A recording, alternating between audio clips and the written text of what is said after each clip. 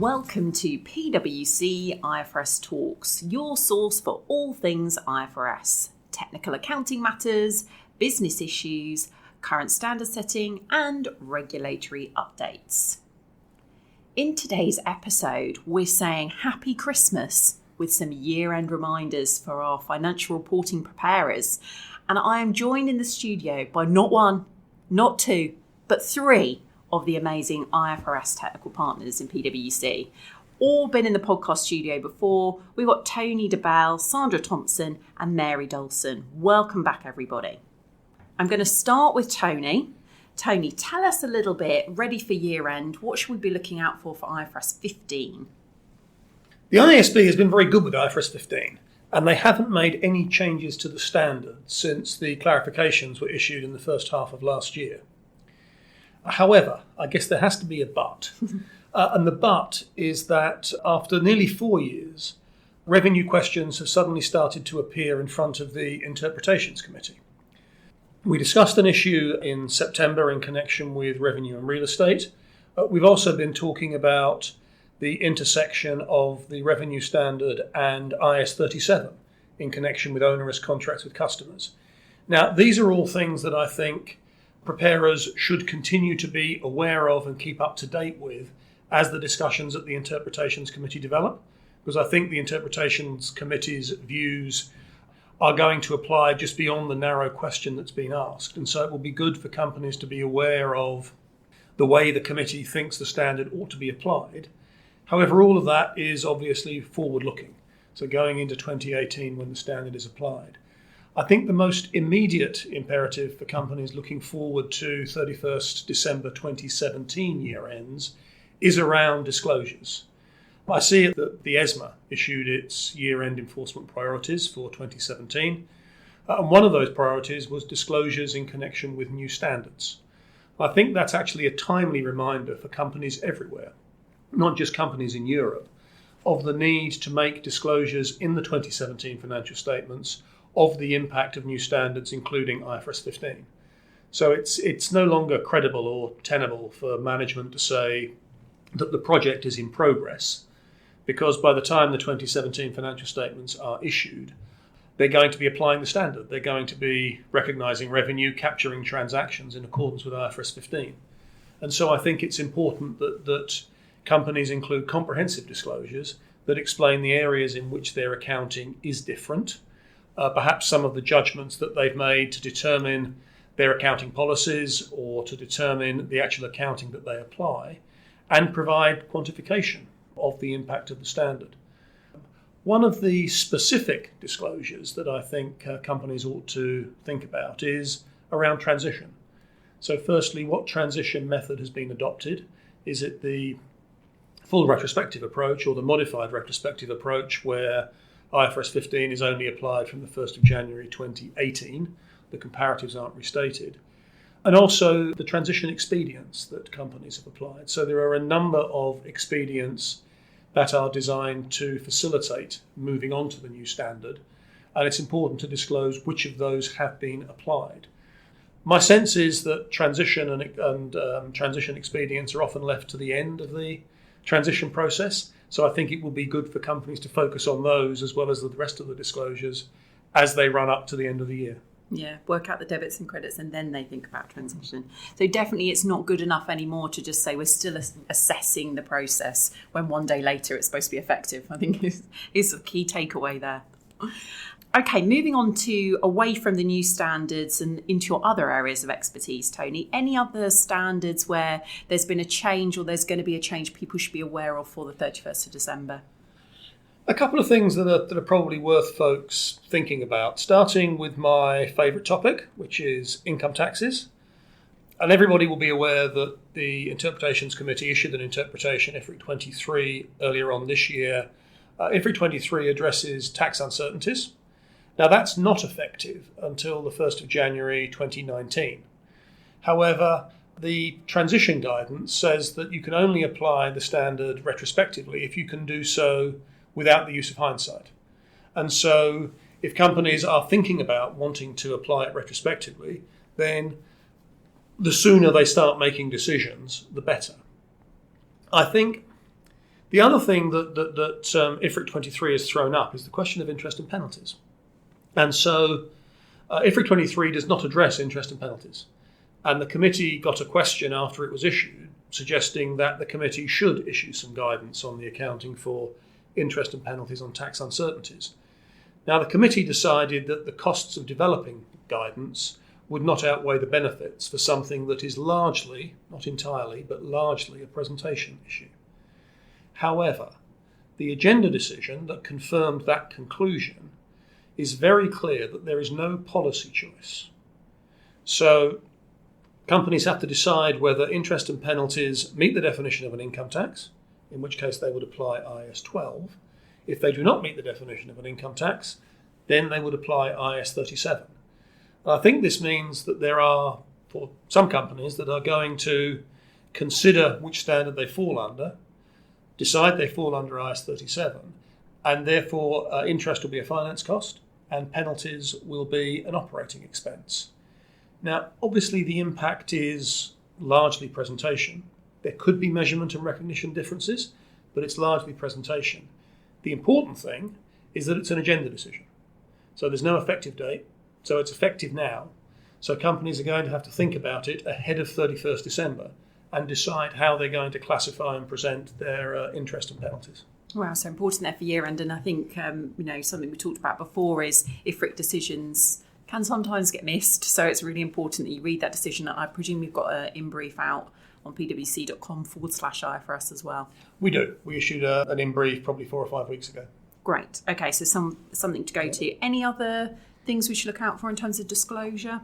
Yeah, just one more. There's an amendment to IAS 7, so the disclosures in connection with the cash flow statement that is effective in 2017. So this addresses a long-standing grumble of users of financial statements that they couldn't track the movements from opening borrowings to closing borrowings. So they got the cash flows, but that's not the whole story. And so the ISB has responded to that and has introduced an additional disclosure requirement into IAS 7, which requires a disclosure that allows users to understand the movements in liabilities that arise from financing activities. So effectively, opening borrowings to closing borrowings, in a way that explains the cash movements, new drawdowns, repayments, and non-cash movements, for example, exchange differences or the impact of business acquisitions and disposals. The requirement is for disclosure that explains those things. Easiest way is probably a tabular reconciliation of opening to closing, but that's not mandatory. And so it could be done through narrative disclosure or whatever. The key thing is that the disclosure is required and it's effective in 2017. Interestingly, this disclosure requirement was included in ESMA's enforcement priorities for 2017, which is unusual because it hasn't actually been endorsed. All of the steps in the process before the actual endorsement have happened, but the formal endorsement has not happened. The fact that ESMA has included it, so for companies in Europe, I think this implies that endorsement is going to be retrospective, and that when it is endorsed, there'll be a requirement to apply it in 2017 financial statements. I'm not sure about that, but the fact that ESMA's included it means I think companies in the EU need to be aware that this change to IAS 7 applies in 2017. Yeah, they sound supportive if they put it in. And I must admit, I love being able to tick and time. I brought forwards to my carry forwards, so I'm a big fan. Okay, thank you, Tony. So Sandra, Tony just mentioned there a little bit about IFRS 15 and what to look out for the 31st of December. Let's move to another new standard. IFRS 9 is obviously there as well. What do people need to do before their year ends? Thanks very much, Ruth. And it's a very good question because actually there are some things that companies need to do pre-year end. So it's very topical. So though IFRS 9 doesn't apply till 2018, there are certain things that are assessed on the 1st of January 2018, so the first date you adopt the new standard. I've got 4 things to talk about. So the first is business models. That's whether financial assets are held to collect or held to collect and sell or in the other business model. That's a judgmental assessment, but it's based on how management actually manages those assets when the company first adopts, so 1st of January 2018. It's particularly relevant when you've got companies that sell some assets and hold some assets. 2 examples, it's quite usual for corporates to factor their debts, and they may factor some debts but not others. And then the banking space, banks have liquidity portfolios. Now they may have some of that portfolio where they have regular sales to manage day-to-day liquidity needs. And then a kind of bottom rump that they only sell in, say, in a financial crisis. Now the question for those kinds of books is, do you have one business model or two? And that will depend on how management manages the assets on the 1st of January 2018. So there is obviously a window of opportunity there for companies to look at the assets they have and say, well, can I actually show I'm managing these two groups of assets separately? And therefore, the ones where there aren't any sales, those can be held to collect and amortise cost. But they need to do that before 1st of January 2018, so now. Can't wait. Yeah, so that's the first thing. The second thing is there are some optional designations in IFRS 9. Again, need to be made when you first apply the standard. Two biggest ones, all equity investments now have to be measured at fair value. But there's a one-time option election to report them at fair value through OCI. And if that isn't elected, then it's fair value through P&L as a default. So again, make sure you do that before the 1st of January if that's the classification you want. And then secondly, fair value options, probably more in the banking financial services space. But there is a one-time opportunity when you first adopt IFRS 9 to redo fair value options. So make the most of that opportunity. Moving on, the third thing will be hedge accounting. I couldn't talk about IFRS 9 without talking about hedge accounting. There's some good things in IFRS 9 when it comes to hedge accounting. So there's various things companies can do now that they couldn't previously that will give them less P&L volatility. So, for example, they can hedge components of non-financial items, we talked about before. There's a new cost of hedging model for things like cross-currency basis. If you've got long-term foreign currency hedges, very useful. Forward points in forward contracts or time value of options. But all those have to be elected, and your hedge designations have to match what you want to do. And as ever with hedge accounting, you live or die by what you designated. So if you didn't designate it, you can't do it. So if you want to take advantage of those new optional hedge accounting, then you need to do it 1st of January 2018 again. And then the final, fourth point I'll touch on is disclosures, and Tony touched on this earlier. In 2017 financial statements, there's a requirement to disclose the impact of new standards not yet adopted. Very hot topic. Tony mentioned ESMA. ESMA's not the only regulator looking at this, the SEC, some other regulators too. And I think particularly the timing is very pertinent now. Many companies will issue their quarter ones. Not long after they issue their 2017 financial statements, is it really tenable to say you can't quantify the impact in your 2017 financial statements and then issue your Q1s a few weeks later when you are actually applying IFRS 9 or 15? What are regulators looking for? Well, they're looking for something entity specific. We can all read IFRS 9. We don't need the potted summary. Something that really describes how it impacts this entity. So if you're using the practical expedients, say that. What are the key judgments? Whether that's around how you've done the impairment model, what's the significant increase in credit risk, how you've incorporated forward-looking information, how sales have impacted the business model, all those kinds of key judgments. Something disaggregated. So ESMA's, for example, said they expect to see each of classification and measurement and impairment and hedge accounting done separately. And then, of course, the numbers quantified, not just the qualitative descriptions. And in fact, ESMA did a very interesting fact-finding study looking at disclosures by 50 banks up to June 2017 interims or June 2016 financial statements. And that showed for the 50 banks they looked at, which were all sizes, about 2/3 of them had done something entity-specific, which is quite encouraging. That's good. And actually 20% of them had quantified the impact in some shape or form. So that's just up to June 2017. Yeah. I think the expectation is those disclosures will have moved on, and the people who haven't done something entity-specific need to do so. And indeed, numbers of companies quantifying will be a lot higher at year end. Yeah, and I think something we talked about before, Sandra, is you mentioned banks there, but IFRS 9 is not just about banks. Even if you're a corporate, we're expecting a stronger disclosure around your process and your impacts. Yeah, very much so. Very important point. The IS8 requirement is the same, and we said before, some corporates assume it only applies to banks or it'll only have an impact on banks. Yeah. That we're finding is just not the case. Perfect, thank you.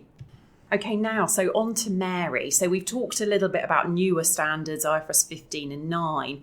What about some of our old favourites? What should we always be looking out for year ends, but also, topical for 31st of December 2017? What do you think I'm going to say, Ruth? Well, one of my favourite standards, I'm imagining. Impairment, yay. Our favourite topic. I think it's always worth reminding engagement teams and our clients not to leave the impairment until, shouldn't be testing impairment in January or early February, right? So get your impairment testing done now. Right? Yeah. And then make the disclosures that the standard asks for, because the regulators are really good at reading the standard, and they can go down the list and say, oh, you haven't made the following 6 disclosures. Please provide us more information. It's just leaving a loose thread in the carpet for them to pull, right? And they go, whoosh-ah! And they unravel the whole thing. Right? Sorry, you couldn't see my important hand gestures. I think the other thing is everybody knows it's practically impossible to do pre-tax cash flows using a pre-tax discount rate. So if you're actually doing your value in use using a post-tax number, right, be prepared to front up to the regulator with your model and explain how you've actually approximated the requirements of the standard. Because anytime they really want to trouble a preparer of financial statements, it's their favorite bit to take out and say, oh, you said you've done this, but actually I note that you used a post-tax rate. Right? So I'm not saying I have a better idea of how to do it. Be prepared to answer the questions, I think, is probably what I would suggest. Yeah, and we've seen, from experience, regulators do like impairment, and it's quite an easy one to pick on. You can always, because questions. Nobody wants to make all of the disclosures. Yeah. And to the extent that a company is vague or kind of skips past some of this crucial stuff, they leave the question there for the regulator to ask. If you make all the disclosures, they're only the only thing they have left is to disagree with you. Yeah. And that's a really hard discussion to win, right? As we all know, because we talk to clients about impairment calculations all the time. Once you're into arguing about what they actually did, then you're having a completely different discussion. So make all your disclosures. Don't leave many easy questions to ask. Don't have one discount rate for everything CDU. Across the world, all my different business units, same risk. Same risk. Really, not so true. I think the other interesting thing is that ESMA, the European Securities Regulator, has said we're going to focus on IFRS 3 this year, which, we've been applying IFRS 3 for, I want to say 8 or 9 years now. 2009, something like that, isn't it? Yeah, something like that. And so we should all be fairly competent at it, you would think. But ESMA has come back and talked about the things where they are doing enforcement actions, and that's primarily around intangibles, recognition of intangibles. They asked the unit of account question, how I love unit of account, because they did an enforcement action that said, you recognized the dealer network and said it renews, so it's got an indefinite life. And they're like, we'll allow you to recognize it separate from goodwill because it's contractual legal. Yeah. Right? You sign contracts with your dealers. But you don't sign contracts with the network. You sign contracts with the dealers one at a time. And that's an important distinction because I said, therefore, it's not indefinite lived because no contractual relationship is going to be indefinite lived. And your unit of account is the individual dealer. So go away and you need to amortize and you need to change your unit of account. It's not a monolithic thing. So they're focused on intangibles.